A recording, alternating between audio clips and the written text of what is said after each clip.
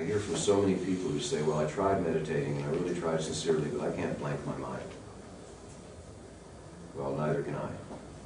Meditation isn't about blanking the mind.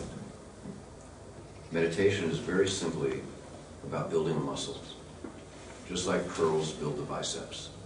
How do curls build the bicep? I'm an old weightlifter, so it's a good example for me. How do curls build the biceps? Well, you pull the bar up, and then you allow the weight, the gravity of the weights that are on the bar to pull it back down, and you pull it back up.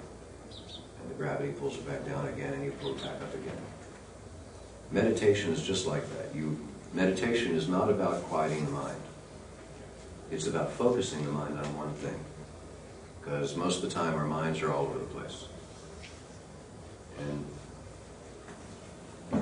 it's really tiring to have an uncontrolled mind and just have it all over the place. It's draining. No wonder we have to sleep so much. And because it's unpleasant, we try to just fill the mind with constant noise, TV and music and radio and all that. And that's another Jones. It just doesn't work. The form of meditation that I teach in prisons and places like this is very simply the one point that you're focusing on is the breath. Because it's not theological. It's not intellectual. Everybody's breathing. Otherwise you'd be pretty blue. So we're all breathing. You breathe even when you sleep.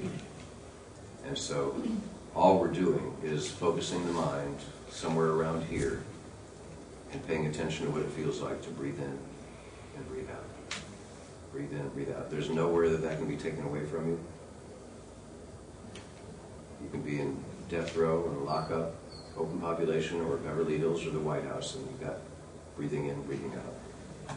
And so you pull the mind, just like you pull the barbell, to breathing in, breathing out, breathing in, breathing out. The natural gravity of the mind pulls it away.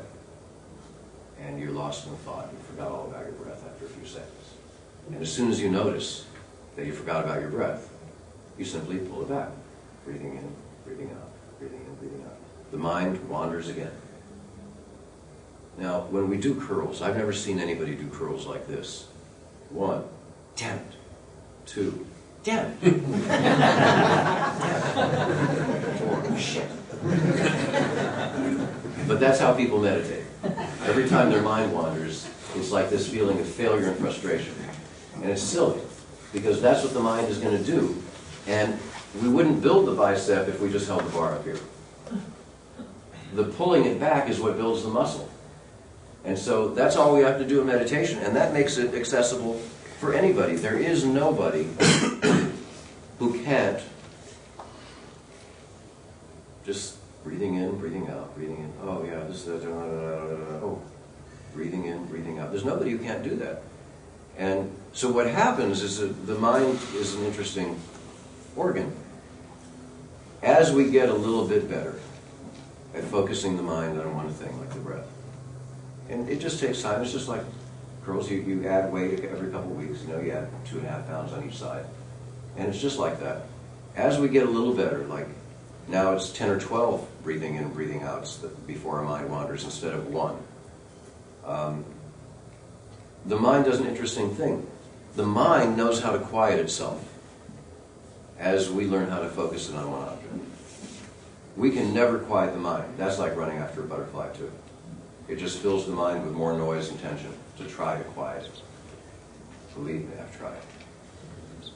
I just recently spent a year in silence. I know what I'm talking about what we can do and what we can't do with quieting the mind. All we have to do is learn how to focus the mind. And the mind will quiet itself gradually.